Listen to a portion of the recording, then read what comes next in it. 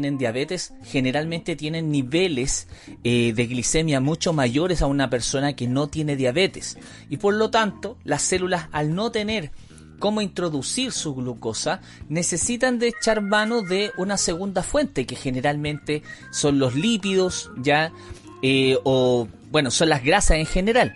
Esto estaría dando lugar a que los niveles de lípidos también suban, incluyendo también el colesterol. Por lo tanto, la diabetes, ya en un estado mucho más grave, provocaría que se acumulen depósitos de grasa en los vasos sanguíneos, y eso también nos predispone a enfermedades cardíacas, ¿ya? Como también se empiezan a gastar estos depósitos de grasa disponibles, la gente, si no se cuida, baja de peso considerablemente y empieza a metabolizar otra fuente de energía que tienen las células a mano, que son las proteínas, y por lo tanto empiezan a presentar otros problemas precisamente asociados al metabolismo de proteína. Entonces, claramente la diabetes es un problema metabólico muy grave y que puede llevar a la muerte, pero afortunadamente ya hay tratamientos para cada uno de estos tipos de diabetes mellitus. Si nosotros hablamos de los riñones, no nos podemos olvidar que encima de ellos hay unas glándulas que nosotros le llamamos adrenales, o también le podemos conocer como las glándulas suprarrenales. Resulta que las glándulas suprarrenales secretan hormonas que también están regulando el metabolismo y también las respuestas al estrés. Quizás muchos nosotros hemos conocido o hemos escuchado del famoso cortisol. Precisamente es en esta glándula donde se produce, pero en un lugar muy particular. De hecho, hay que tener en cuenta que las glándulas suprarrenales, al secretar distintos tipos de hormonas, también tienen distintos lugares dentro de la misma hormona donde se van produciendo. Para eso entonces tenemos que hablar de la zona de tejido superficial que produce hormona esteroidal y que nosotros le vamos a llamar la corteza suprarrenal, pero también tenemos que hablar de otra que nosotros llamamos de la médula suprarrenal, y que ella estaría encargada de producir hormonas derivadas de aminoácidos. Ahí ya tenemos una gran diferencia: hormonas esteroidales desde la corteza y, en el caso de la médula, hormonas derivadas de aminoácidos. Partamos entonces con la corteza suprarrenal. Resulta que la capa externa de esta glándula nosotros le llamamos la corteza, y hay 3 tipos de hormonas que producen. Dentro de ellas tenemos en la categorización los glucocorticoides, los mineralocorticoides, y también producen unas pequeñas cantidades de testosterona. Por lo tanto, hay que considerar que la testosterona no se produce solamente a nivel de las gónadas masculinas. Hay que tener en cuenta que los glucocorticoides son aquellos que controlan el metabolismo de la glucosa, mientras que los mineralocorticoides estarían regulando el metabolismo de las sales, de los minerales. En este caso, la activación de los glucocorticoides, o sea, la liberación de estos glucocorticoides estaría, estimulada por una hormona que viene de la hipófisis, que nosotros le llamamos la ACTH, o bien la hormona adrenocorticoide. En ese caso se estaría, la hipófisis estaría estimulada a través de hormonas que libera el hipotálamo. El hipotálamo libera hormonas, factores liberadores hacia la hipófisis, y en el caso de la hipófisis liberaría esta hormona adrenocorticoide para estimular precisamente la liberación de estos glucocorticoides. Estos glucocorticoides se estarían liberando en respuesta a estímulos como los traumatismos, algún estrés, o cuando nos exponemos a temperaturas extremas. De hecho, uno de los principales glucocorticoides es el cortisol. El cortisol es el glucocorticoide más abundante, y él aumenta los niveles de glucosa a nivel sanguíneo al estimular la producción de la misma. Inhibe el consumo de glucosa por parte de las células musculares y promueve el uso de grasas para la energía. Tener en cuenta eso también, tenemos los mineralocorticoides que estarían regulando el contenido de sales a nivel sanguíneo. El más importante, la aldosterona, que ayuda a controlar las concentraciones de sodio. Recordemos que el sodio es un catión, el más abundante a nivel extracelular, es decir, a nivel del líquido que rodea nuestras células, y que es crucial para muchos procesos celulares, que incluyen incluso, valga la redundancia, la producción de señales eléctricas por parte de la señal de células nerviosas. Por lo tanto, hay que tener en cuenta que los balances de sodio también tienen un efecto osmótico. Recordemos que si reabsorbemos sodio, lo incorporamos al torrente sanguíneo, también promovemos un balance que favorecería la reabsorción de agua, también en ese caso. Si el sodio en la sangre baja, claramente la corteza suprarrenal estaría liberando la aldosterona, que haría que los riñones y las glándulas sudoríparas retengan el sodio, ¿ya? De tal forma que se recuperen estas concentraciones de sodio y por lo tanto se interrumpiría la secreción. Habiéndose recuperado las concentraciones de sodio, también hay un mecanismo de feedback negativo que interrumpiría la secreción de aldosterona. A nivel de la médula, y como ya habíamos mencionado, tenemos un grupo de hormonas que son derivadas de aminoácidos que se producen desde ahí. Tenemos, en este caso, dos hormonas que se estarían liberando en respuesta al ejercicio o al estrés, que son la adrenalina y la noradrenalina, que de manera respectiva también se conocen como epinefrina y norepinefrina.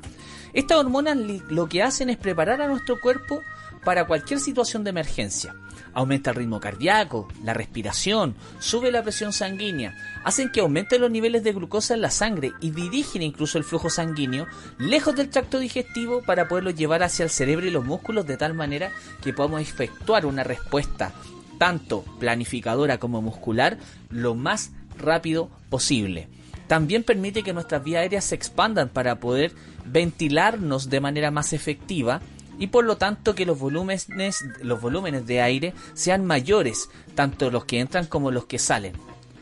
De tal manera que cuando las personas, por ejemplo, tienen asma, no sé si han visto que una persona con asma, por lo general se le administra adrenalina, de tal manera que los asmáticos que tienen estas vías aéreas comprimidas precisamente en un ataque, podría salvarle la vida, ya que precisamente lo que hace la epinefrina, ya es aumentar, ¿verdad?, los espacios de aire que facilitarían la ventilación pulmonar.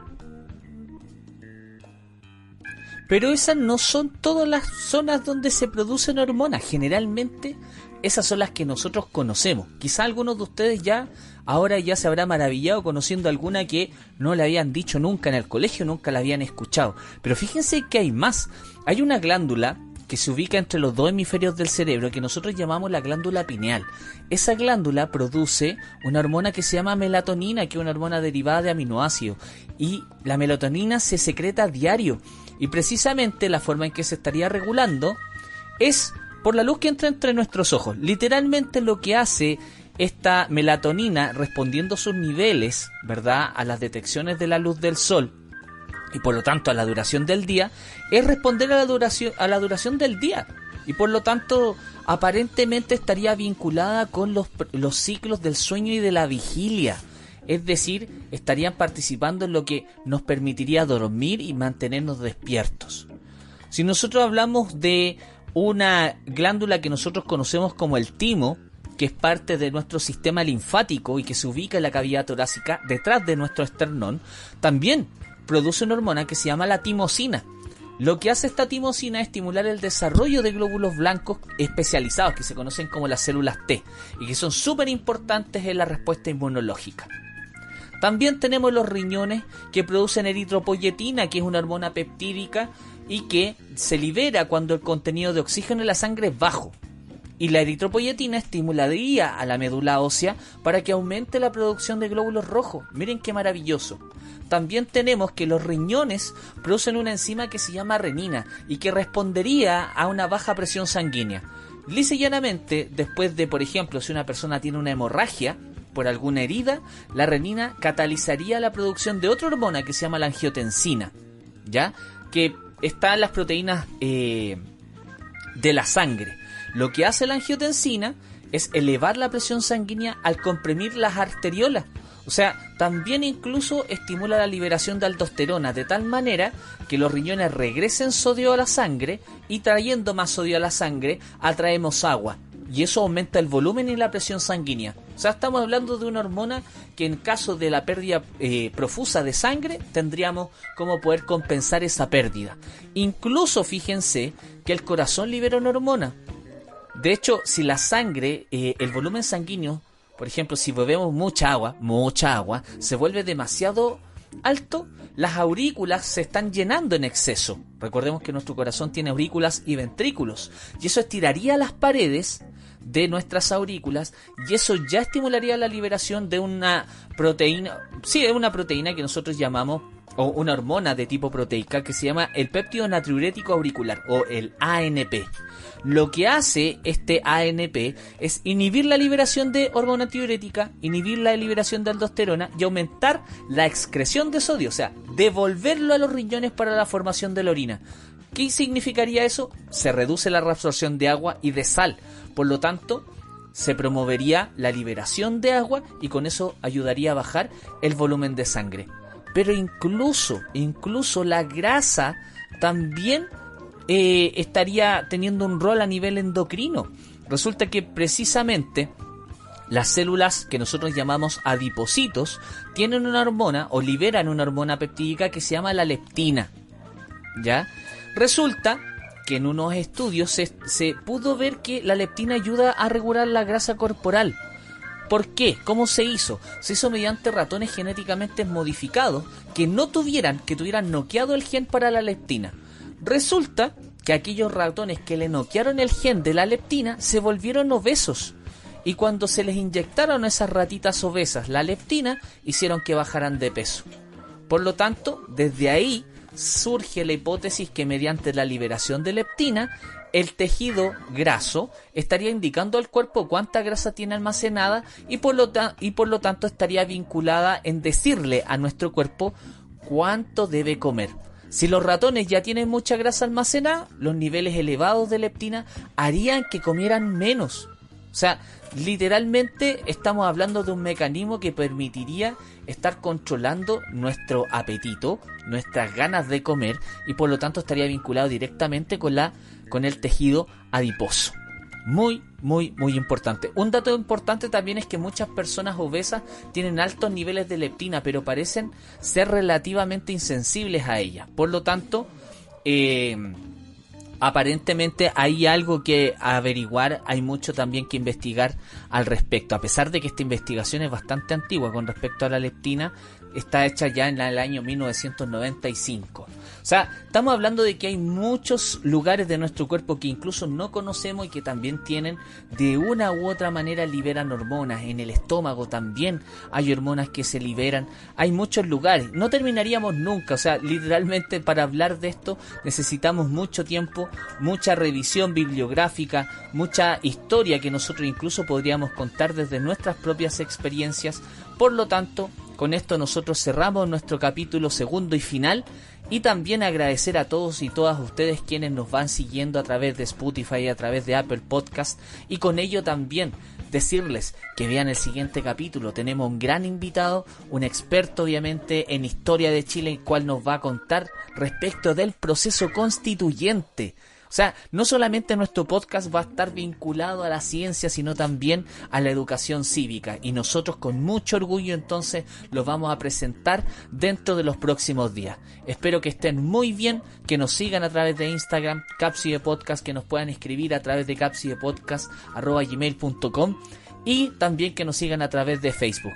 Espero que estén súper bien y que este material les sirva para su formación, para su conocimiento y también para la cultura general.